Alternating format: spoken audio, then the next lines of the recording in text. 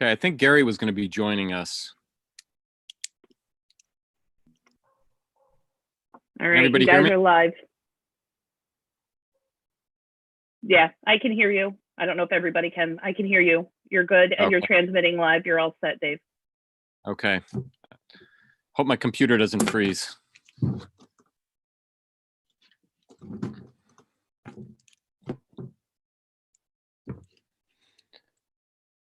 Okay, why don't we go ahead and get started. We'll do a quick roll call. Dave Risberger, I'm here. Mark Davies. Here. Len Carson. Here. Mark Drenick. Here. Okay. All right. The minutes from the last meeting aren't ready yet, so we'll just put those off to the next meeting and we'll vote them in. So I think the first thing I want to do is go right to the city website. Did everybody get a chance to read through the proposal that was sent to us? Yes. Any thoughts? Or was that, or Len, are you the only one that read through it besides me? I hope I'm not the only one that read through it, but it's, I was muted. I looked at it. Okay. Yeah. Yeah, it was a 60-page proposal. I did get a chance to go through it because what else am I going to do these days?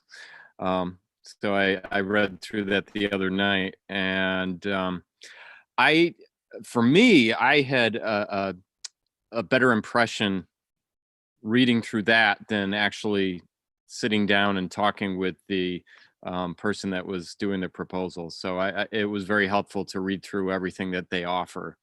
I still have a couple questions, but I'm sure those can get answered at a later point. Len, do you have any thoughts?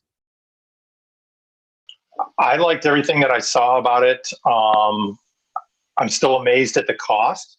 It's so dramatically lower than what we're used to that.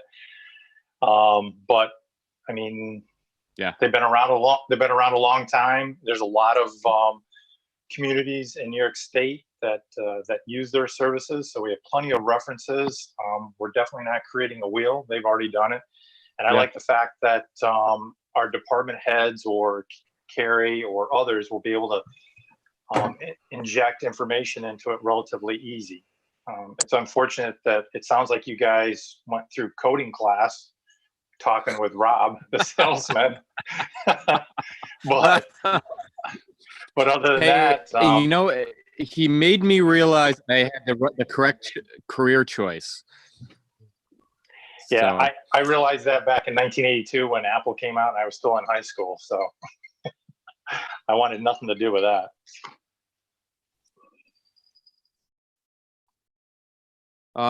Anybody else have any thoughts about it? Yeah, I do. So, you know, yeah, it's a good company, no doubt, and they do good work. There's no doubt. $12,000 to $14,000 initially, and then $3,000 per year for hosting and maintenance. We're getting, as best as I can tell, a couple of hundred hits a day out of, you know, what is that, about a little less than 2% of our population is looking at the website. The issues that we've got with the website are navigation, the search, the ease of finding things. Like I said, the usage, there doesn't seem to be an elevated level of search engine optimization. If we're seeing only 200 hits a day, there's a couple of reasons for that typically. One is that people can't find it. Another, or you know, don't see it in their searches when they're looking for things. Another is that they don't care what they're finding when they get there, which is goes to the usefulness of it. The usefulness in terms of the staff using it. Basically, what they're offering is content management, CMS, which is industry standard these days. They're providing modules that are industry standards as well.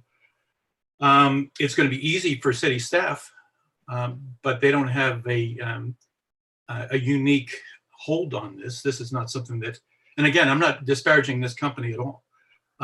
It's just they're using the state of the art, but so are a whole lot of people. The payments piece is a third-party piece that is not included in the cost. If we ever do wind up going down that road for water bills, et cetera, those are going to be things that are going to cost more because it's coding, and coding is going to be, I don't know what their hourly rate is. I couldn't find that anyplace, but coding I know is a long-term investment, and the integration in terms of engineering and other applications that are already in place was a question mark. I think it'd be a question mark with anybody. So it really comes down to the appearance and the navigation. The appearance is super easy to modify, and the navigation, they're not providing anything. Again, I'm not picking on these people. But what they're saying is they will work with us through the template development and CMS integration in those basically after a couple of months, weeks 9 through 11.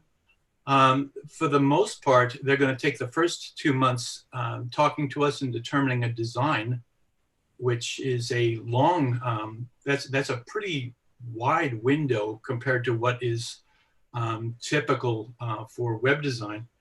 And they're looking at essentially migrating what we have. That would be their first thing they would do, would be to content migrate. So what they would do is content migrate to modules that they have in place. The design would be something they would work with us on, and the training support they would provide. But they'd be looking for us to provide the navigation. They're not providing the navigation. We would have to determine the priorities. We'd have to, working with them, determine the art direction. So I don't see it. I don't see for 200 people visiting the site a day, right now with our budget, $12,000 to $14,000. And I appreciate, Len, that it may be less than some have seen. I know it's more than I would expect to be charging for a website like this. So I guess those are my thoughts. Mark, do you think it's possible the reason why we only have 200 hits a day is because of the problems with our website? Yes. And that would potentially increase with a better produced website, something that people could actually use to pay their taxes and pay their water bills? That's what I was saying. There's probably a combination of SEO, search engine optimization, and it's a combination of that and the user friendliness of the site, the how responsive the site is. Is it providing the resources? Can you get to those resources quickly? And certainly if we're using it for bill pay, which is not actually part of this proposal, that would certainly ratchet up the community's connection to the site, I'm sure. But currently, last I looked, we're getting a couple of hundred hits per day. And that's quite low. I thought using it for bill pay was part of this proposal. I didn't see that. Because they talked about it in there. Yeah, we did talk about it, and they had referenced. I believe, Mark. I think that's in phase 3 and 4. Mm-hmm. Page 3 and 4. No, in phase 3 and 4. I believe that's when they're going to do the third party. At least that's what it says on page 44. Let me just scroll down to 44. But in any case, that's a third party. I'm looking for it. Where do you see that on page 44? Page 44. Yeah. It's in phase 3 and 4.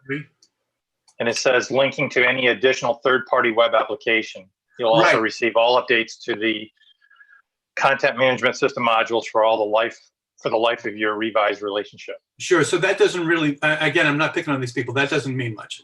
Setting up CMS modules listed on the page, with iframing, et cetera.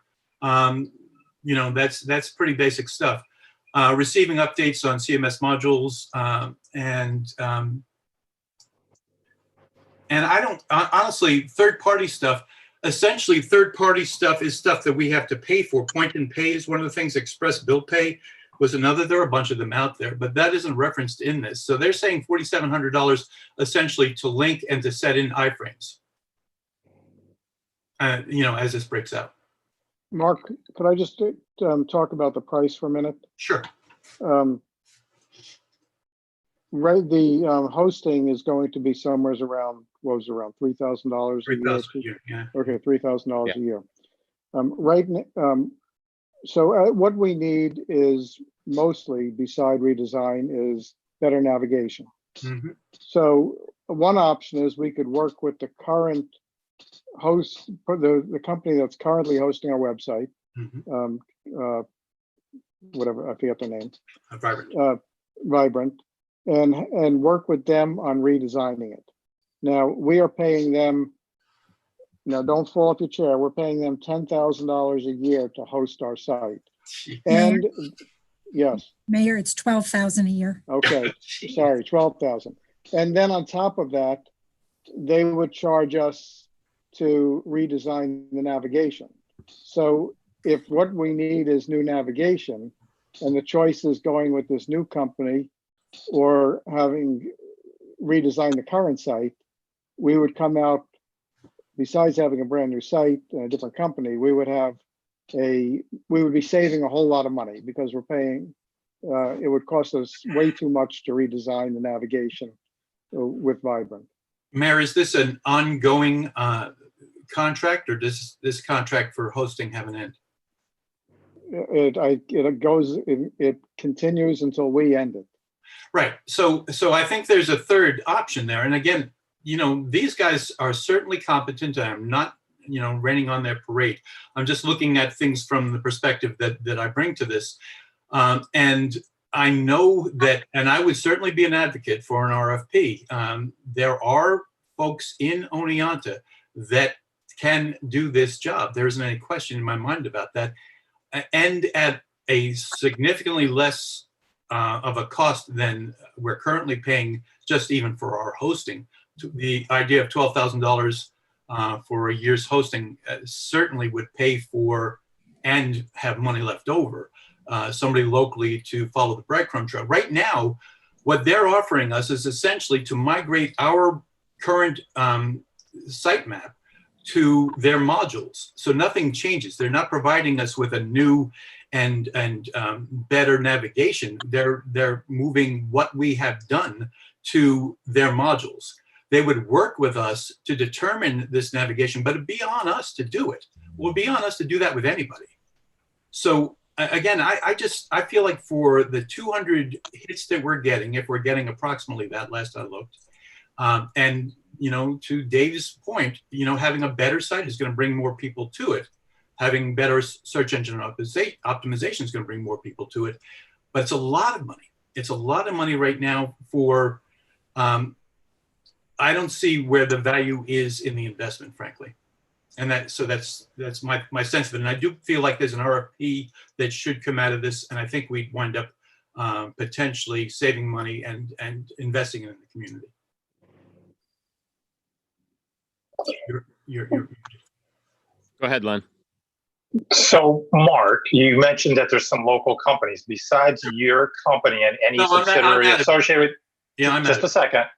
So, besides you or any subsidiary associated with you, I'm drawing a blank. Who would be the business that you're thinking? Oh my gosh, there's several. DTI could certainly do it. Directive Technologies could certainly do it. For instance, the Blue Water Studios. In collaboration. I mean, there are folks here who could do this. Okay. Mark, my concern would be this company has worked with, I believe I read something along the lines of 1,400 municipalities. Yes. And we already know that the municipalities around Oneonta have not worked with, they're looking to work with the group that's coming to the county. Is that correct? And actually, Len, you might have more info on that than I do. And I think I might have froze here. So you're I'm still moving, Dave. Okay.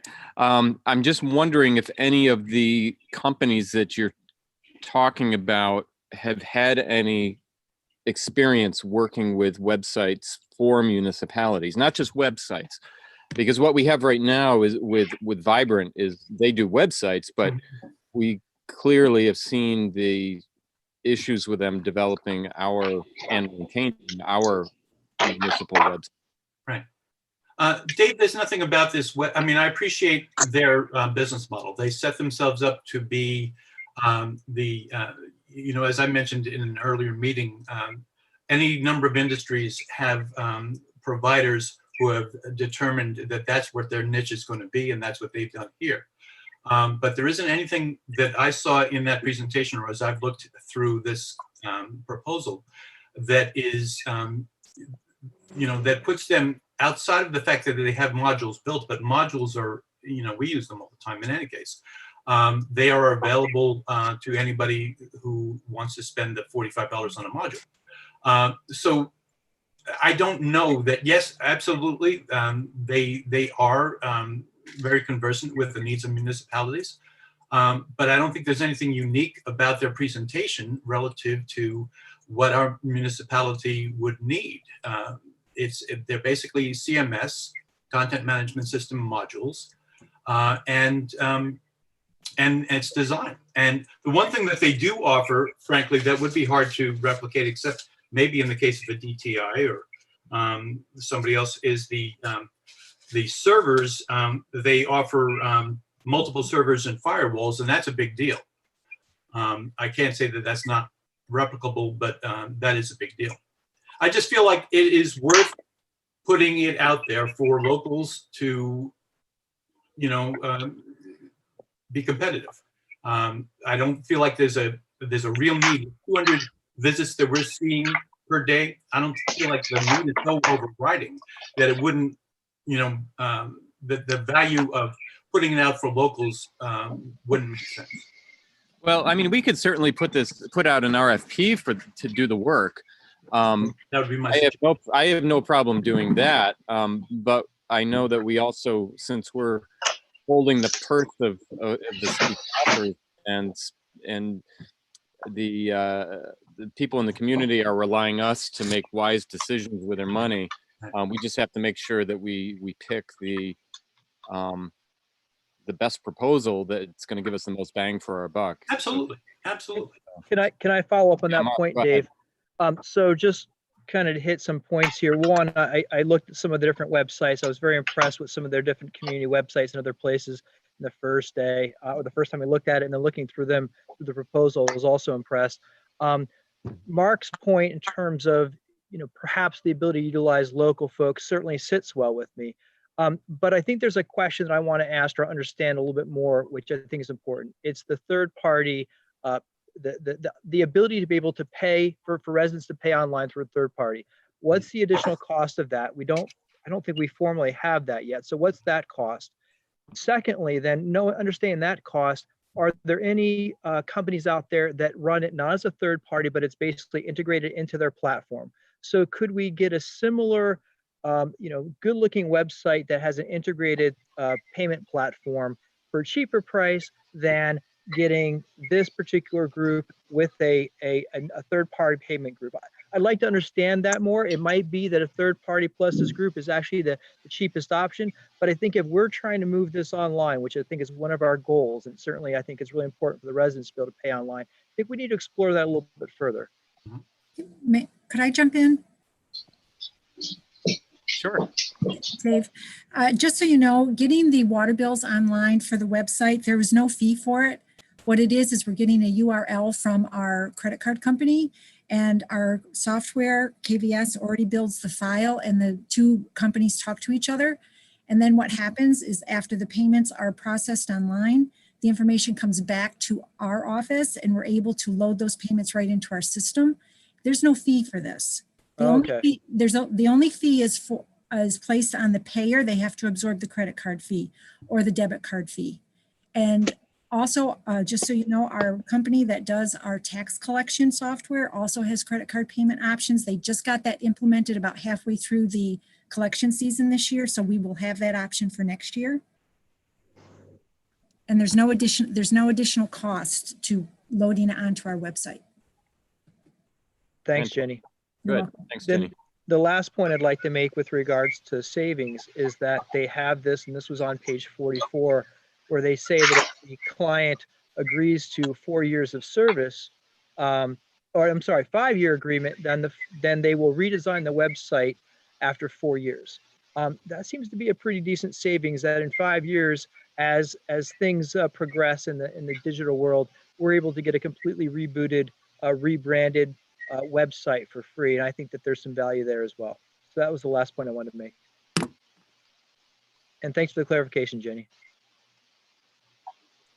I'd agree with you, Mark. I think that is a good deal because I think we all know things change pretty rapidly when it comes to websites. So They are, excuse me. Go ahead, Mark. They are talking about, if I'm reading this correctly, more of a redesign of the shell because the back end is going to stay constant. It's just that the presentation of it will change. So it's a matter of design work. It's not that doesn't have value. It certainly does. My suggestion is only that all of the things that we're looking for are put out in an RFP locally. If somebody local can provide this service at less than this cost, which I think is likely, then we should give them due consideration. Outside of that, like I said, this is a good company. Clearly, they have a history. They know what they're doing. We wouldn't be making a mistake by using them. I also don't feel at the level of traffic that we're getting right now that it is something that we need to hurtle headlong into without taking our time on it. Len, you wanted to say something? Thank you, Dave. So first off, I just want to go back to Mark and tap his expertise in this, is that you recognized their firewall system Yes. and it had value to it. Yeah. Yes. Could you explain just a little bit further on why is it this company you're finding that the firewall system was? You're muted. Got ahead of myself. Yeah, that's what they, that was one of the sales points, and it's a good sales point. A lot of web designers do not have that, hardware, and I presume that they, in fact, have the servers themselves. And so with that, they have an added level of security that you can just presume from the very fact that they own the servers. I do believe, again, not to name check too many people in Oneonta, because there are a few I think that would be able to potentially work with one another or uniquely provide the same level of security. But it is a feature that in this day and age, the more security that you can count on, the better. Completely agree, and I know that you truly appreciate that after what happened to your business. Yes, you think. Yeah, and so the only other part about this is you know that we're all about local. The problem I now have is that this proposal has been aired out, so they've literally aired out everything that they could come to the table with, and so I don't think we would be able to do apples for apples in the RFP process. I mean, I could be completely wrong, but now the competitors are going to be able to see what they're offering line by line. This does seem relatively boilerplate. But it's their proposal. True. Right? So if they did an RFP, this is exactly what we would have been looking at. Now anybody that wants to compete against it could. And I guess my other question is to Jenny, do we actually have to do an RFP? We do not have to do an RFP for this. And I just want to stress one thing. When we put out an RFP, it doesn't just go to locals.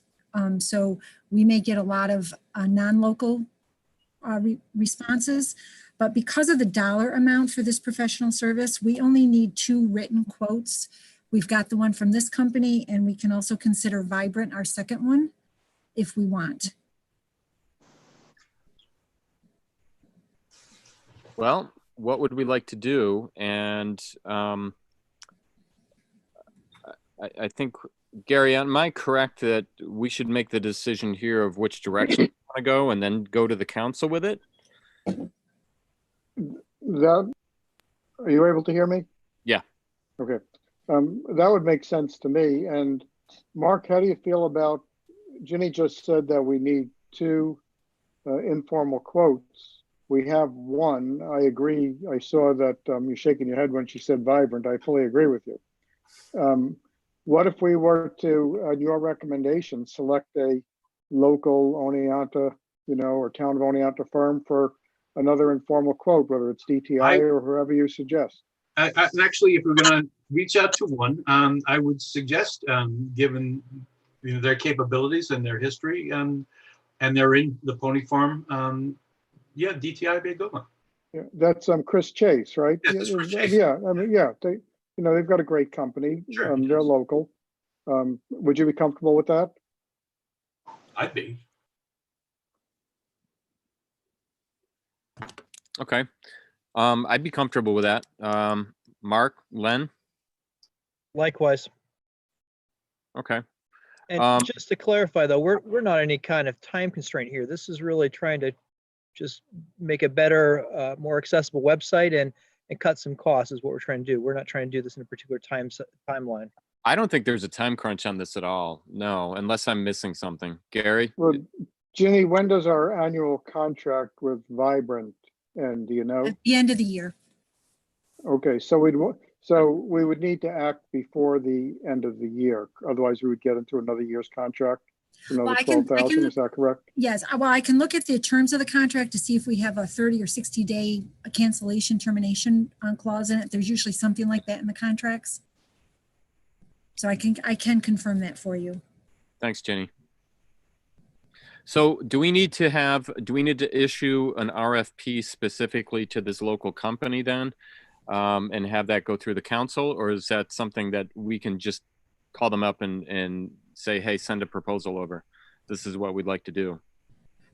If you go out for official RFP, then it would have to go on BidNet, and then anybody could respond to it. But if we're just going to find 2 written requests, we would just contact the company itself, and I could have the purchasing agent do that. Okay. Thanks, Jenny. I'd be happy to write just an outline so that they know what they're proposing. That would help. Yeah, that would help Jamie tremendously. Sure. Okay. Well, Dave, when you were online, you and Gary and Mark, you guys were online with Rob.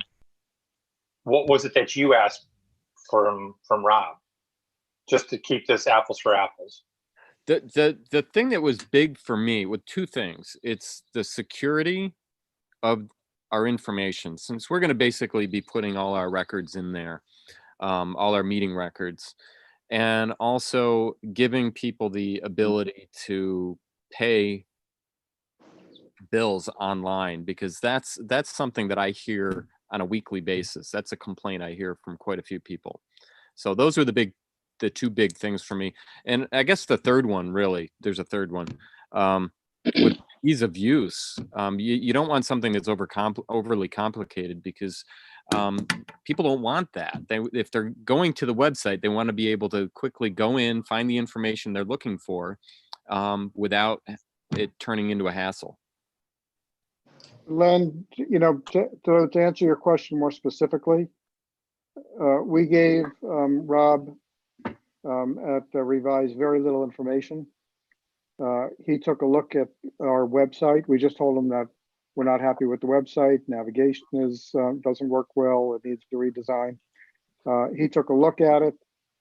He calculated. He basically said, yes, we'll do a full redesign, whatever that means. Redo the navigation. I'm sure, as Mark said, that we work with him on helping to define the navigation, obviously, where we want things. But he basically, his price was based upon the number of pages we had. That was it. I mean, he took a look at our website.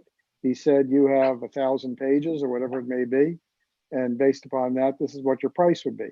Now, we had to tell him that some of our pages are already a third party, like eCode. Those don't count. Those, because all of our minutes and agendas and code are done by a third party, E-code, that we pay to do this. So we explained to him, you wouldn't have to do this because that's already just gets plugged in by the company E-code. He said, oh, great. Well, then, I'll take that into account. It'll only count the number of pages that we would have to do. So we just basically said, we want a new website. He said, I'll count your pages, and the price is based upon the number of pages.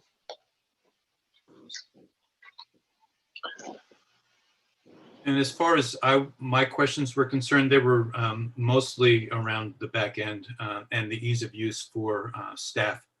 So they mostly centered around content management and how much flexibility there was within the context of their inputting to be able to modify images and graphics layouts and things like that, so that we were presenting a good looking page throughout, no matter who was using it.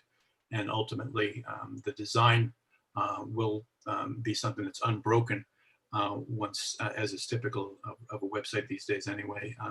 So that was my concerns were more about the back end and ease of usage. Do we have any more discussion on the city website?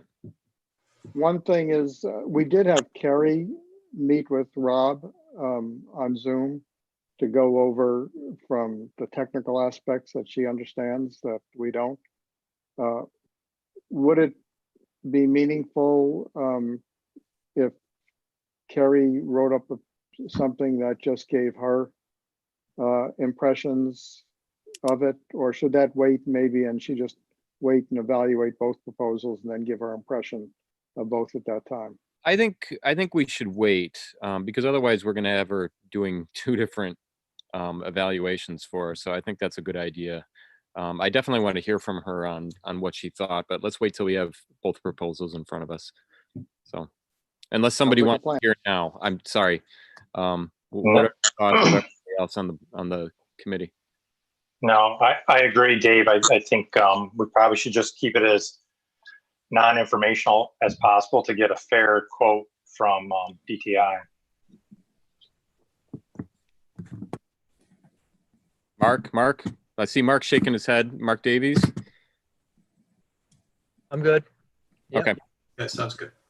Okay, unless we have anything else on the city website, I'd say let's move on to strategic plan updates. And that's either Greg, Katie, or Stephen, or all three of you. Sure. So I put it out. I'll just a brief comment before we get started. So this is something that Greg and I have been looking at, but during especially the COVID crisis, we actually had people come to us and say, hey, listen, what can I do to help? I would love to be more involved in the strategic plan. He has a degree in urban planning, so he really kind of has a knack for these things. So we're very thankful to Stephen that he stepped up and volunteered and has been working with the department heads on getting the strategic plan updated and up to snuff during the last few weeks. So I think with that, I think Stephen's going to be the one to answer questions and present. Okay. So I know that this is largely a new council. So the last council was involved in a strategic plan update.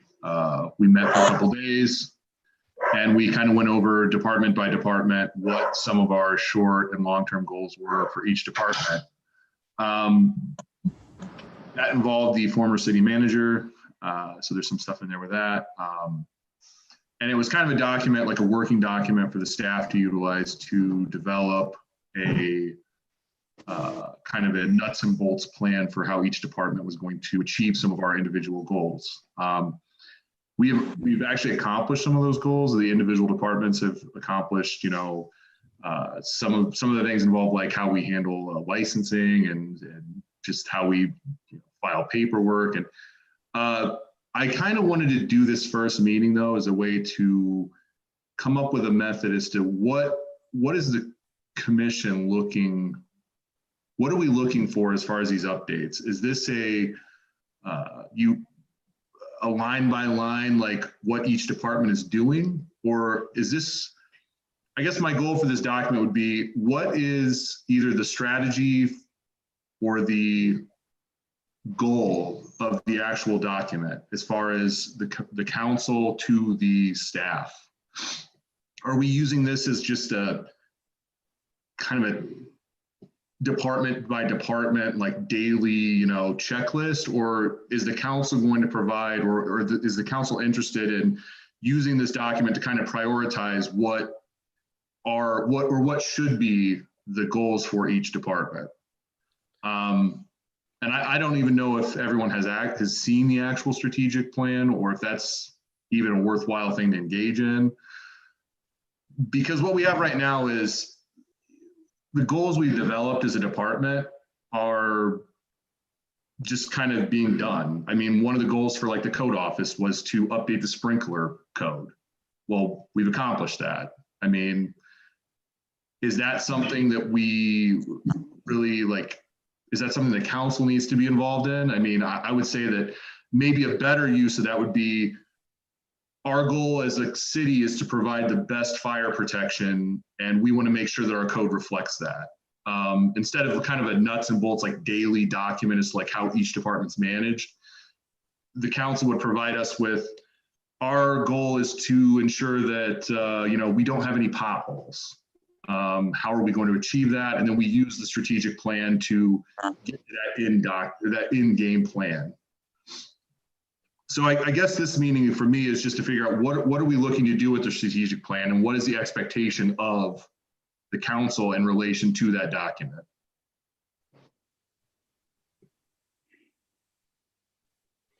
Well, I mean, you're looking for an answer today on this, Stephen? No, I mean, I think I mean, many of the people in this room were not involved in the making of this plan, and many of the people in this room potentially don't even know what it is.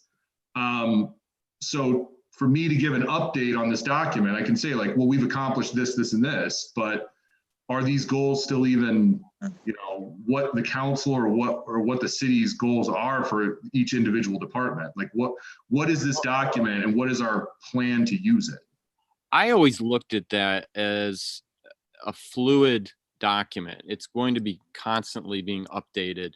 And we didn't have this before, not that I know of. So I looked at it as a laundry list of things that needed to get done that departments were able to come up with, that they knew that had to be accomplished. And in conjunction with that, there were goals that the council really wanted us to be able to focus on that had to be filtered through the different departments. And then it was the departments, part of their job to figure out, okay, well, if this is what the council thinks we need to get done, then let's see, how can we potentially do this? But I think it's something that we're probably going to have to go back to every few months and constantly revise and check things off, because we're certainly going to, I think if you're accomplishing things, I think that's fantastic. I don't look at it as a problem. I think I look at it as it's making room for the next goal that you're going to set for your department. But that's just my opinion on it. Right. So I guess my question then is, if every few months, like let's say every 2 months or 3 months, we have an update on the strategic plan, is the goal of this meeting to say the clerk's office did this, the code office did this, the fire department did this? Or is the goal of the strategic plan for the council to say, our priority is to ensure that we never have garbage left out on a front porch. So that is what we want to prioritize in the strategic plan. The code office should focus entirely on, or should be utilizing their resources to ensure that that specific thing is accomplished. Because right now what we have is kind of just like a laundry list of items that each department's come up with, which we're just kind of, working through. I mean, is that what we want to hear? Do we want to just hear this month we completed this month we completed that? Or is this document intended to be utilized to achieve like long-term goals that the city manager, theoretically, or the council would put together and provide to us? Well, I mean, am I wrong that starts to merge into the comprehensive plan? So the comprehensive plan has lists of kind of things that we see as a city we want to accomplish. It seems a little broad, I think. Right. So the strategic plan, we've provided, like our departments provided kind of laundry lists, like check items, and Right. we're just kind of doing them. Mhm. Is that what we want to continue to do? Or do we want to look at some of those items and say, our goal is to provide the best blank, or our goal is to accomplish this within a year, and then come up with ways to get to that? And in doing that, is the city council or the city manager going to be providing guidance on which one of those things are the priority for the staff, or the individual department heads going to continue to operate doing that?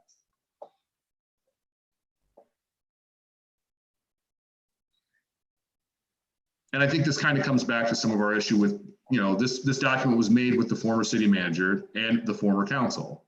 So are those still even the kind of items that we should be prioritizing? Gary, does this sound like something that we need to have a discussion with the full council, with the departments again? Here's my thinking on this. A lot of time and was put into this by the department heads, by even like the previous council members. An awful lot of work was done on this, and the document is, I think, is for the most part a good document. I think, as a matter of fact, I think it's a great document. I would say that to start rebuilding the document would be completely demoralizing to all the people who invested so much energy and time into creating it and are very happy with it.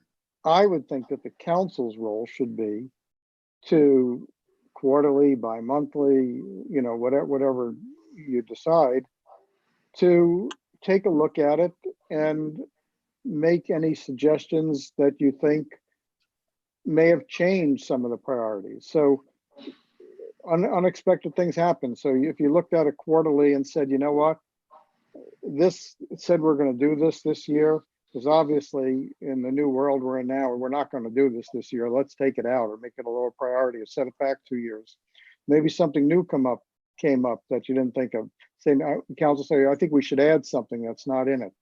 But I just think the council's role should be to look at it periodically and ask for any changes in priorities, timings, additions, deletions, based upon changes in the world since it was written. Not to look to create a new document or rewrite it or create a new document. Right. So I'm not saying we rewrite it. What I'm saying is we look at what we have right now, the current council, and we say, are these still the priorities that we had when we wrote this document, last September?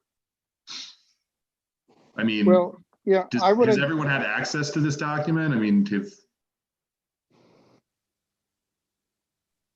I think the last thing we want, and I think the council would agree, the last thing we want is to say that way we've got a whole new council now, we're going to change the whole document. I don't think anybody wants to go down that road, but I do think that this is a good time, particularly since the world looks very different now than it did when it was written, for the council to look at it and say, are there any of these things that are no longer as important as they were then? Are there any things that are more important than they were at that time, and ask for changes, accordingly, and then to do that on an ongoing basis. Quarterly sounds good to me. Dave, if you don't mind me jumping in. Right ahead, Len. So Steve, correct me if I'm wrong. I think there was like 53 line items just for 2020 that we were supposed to be taking a look at in the strategic plan. I think it was 53 things on this strategic plan. And to Gary's point, it's a very good working document. It's not static, it's a dynamic document. If the department heads feel that these line items are still very important because they're the ones that put all the time and effort into it, then as a council member, I would want to hear from those department heads saying, yeah, we're working on it. I think Dave and I are both, I'm pleasantly pleased that the department heads, even though we're in a different world right now, that you guys are still actively engaged in the strategic plan and you're checking these things, these items off. And I'm with Gary. I don't want to recreate this document based on just the workload alone. If you can work with this document, it almost, to me, it sounds like you're not really happy with maybe the layout of it. Maybe you would have laid it out differently. I don't know, but either way, I think we should continue using this document for the next year or two. It's not that I wasn't happy with the layout. What I'm trying to get from the group is, if we're going to use this document, are these updates going to just be, you want a written report saying we accomplished line item 14, we accomplished line item 20, this was moved to, 2025. I guess what I'm saying is this just basically going to be a report where we go through these line items and decide which ones have been accomplished and update which ones are being moved? I mean, what is the point of the document and the updating? Like, what are we trying to get out of this meeting? Stephen, if I could jump in. Let's say that elected officials didn't even exist. Mm-hmm. That would be something I would think that the staff would be doing anyways. And because they have a strategic plan and they want to monitor it, they want to check things off, they want to recommend changes as times change. So it sounds like something you would be doing anyways. Now the extra step is you're sharing it with council to hear if they see it differently or have any ideas that that staff don't have. Okay. So in response to this meeting, I will provide a written update per line item from what I have from the staff, the other department heads, and provide this was completed, this wasn't completed, or this was moved to a different priority level. Sounds good to me. Dave, if I could, Stephen, to try to reduce your work level, I found that the kind of, I'll say, worksheet style with the in progress, yes, no column, target completion date, to be pretty easy to, there was each item, and it was a matter of where you were in that. Maybe it's just as simple as updating that and kind of color coding if there's been a new update, so that we can then look at it, so that it doesn't mean that you're kind of rewriting an entire report. It's just a matter of updating this kind of report, if that makes it easier for you. So I have an Excel sheet already going that has an update column, and then there's dates providing when the update was completed or when that was finished. I guess my question to the group was, if that's the format we want, I can provide that report. If we wanted to look at this as a way to review this and see if the things in that report were still commonly understood to be goals or commonly understood to be priorities, or if that had changed with the changing of the management and the council. If that's not the case, and we want to work off of this document as it is today, I can then just send you guys the updated columns and you can see where we're at as far as those items have been completed. I think that sounds good, Steve. Yeah. I would say do what you just described with, showing the updates, however you do that in the columns, and changes in priorities will surface. Somebody will point it out, and then we'll see if there's consensus on it. I think that'll happen organically. I was going to suggest the same thing, Gary, because I think with the new council, it'll be helpful to see where you guys are with the strategic plan. They can read through that, and then any changes in priorities are going to come out. Any thoughts on that? One thought I have, as much as we use the word I'll get you, strategic, Judy. Go ahead, John. mission, strategy, I see this more as an operational plan. In the former council, there was often a question of what's going on in each of the operating departments. And I think that the plan that we have can have in front of us, although it has how many linearities are there in that plan?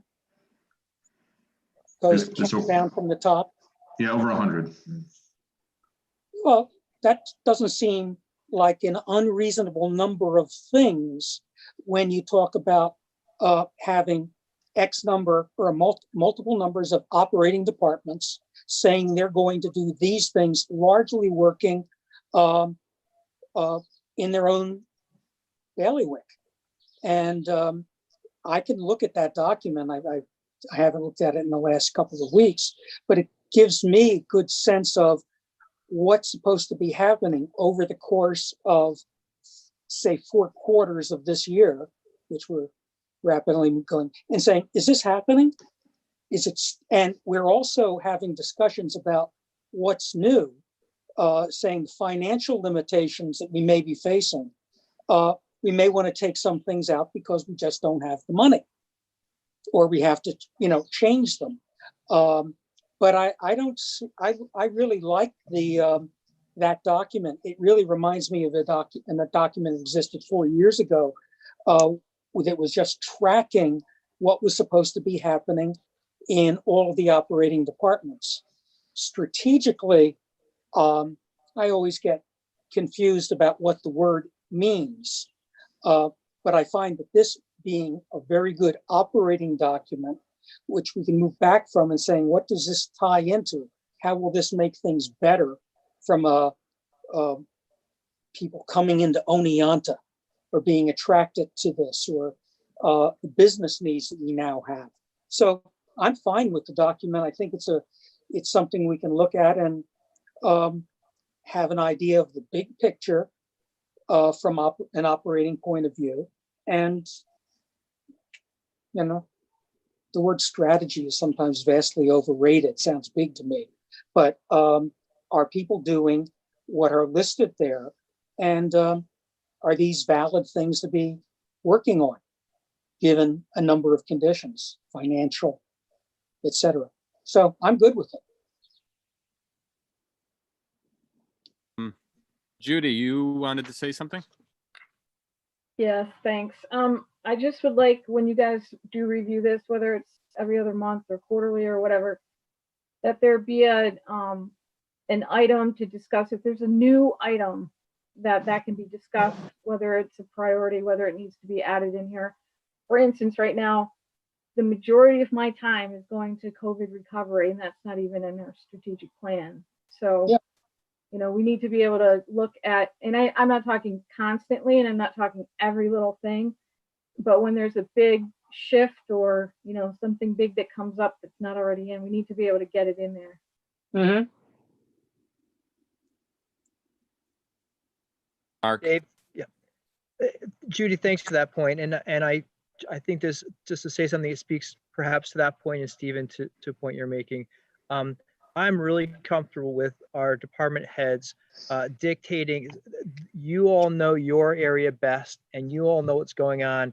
And the plan is just kind of a suggested plan. And sometimes we need to pivot and we need to respond to what's going on. And that means that we need to have perhaps new objectives in light of new information, in light of new evidence. So I see the strategic plan as fluid, and how it changes is by the input and the thoughts of department heads and everybody else there. You all know what's going on. I'm not interested in micromanaging. You tell us what is going on and how we can pivot these things and what's important. So yeah, Judy, COVID-19 becomes a big part of that. Objective was not here in January. It obviously becomes part of that moving forward. Okay, I was just given the 5-minute warning by Carrie. Yeah.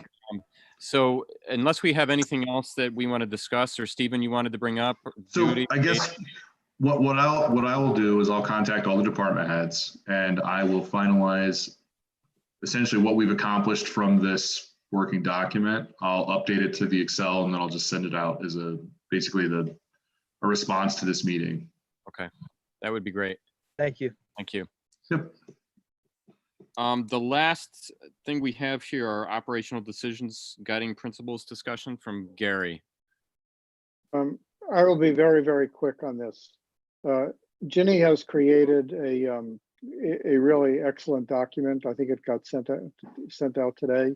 It'll be discussed at the Finance Committee coming up. It talks about potential ways that we can save on expenses for the rest of 2020.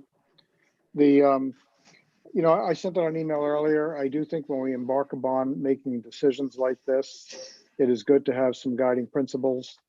Those will have to be developed as we go. Just as to start, I just want to see if anybody, if there's any agreement to this or objections. You know, I think the most important thing we have going for us right now is relief and recovery. And those are areas we should not be. If we can avoid cutting that hurts our relief and recovery, those are areas that we should try hard not to cut from. You know, and part of relief is not making more people unemployed. And, you know, recovery is actually one of the the Survive and Thrive committees is going to be presenting some recommendations to council, the things that they think are most important priorities for recovery. These will only be recommendations, of course. I think infrastructure, we need to continue to develop our infrastructure, and maintenance. You know, it doesn't make sense to not do maintenance that's going to let, whether it's our facilities or roads or pipes or whatever it may be, deteriorate, or just to put things off till next year and then have to pay for it next year. So those are just some very basic principles that I hope we can use. And there may be others, and this may change as we go forward when we take a look at a list that may be 30 things long of possible areas to cut.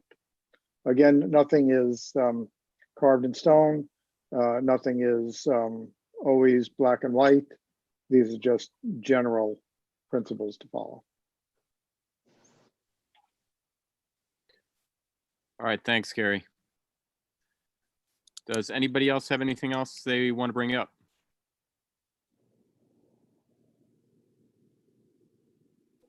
Okay. With that, I'd say we can close the meeting, and I'll see you all soon.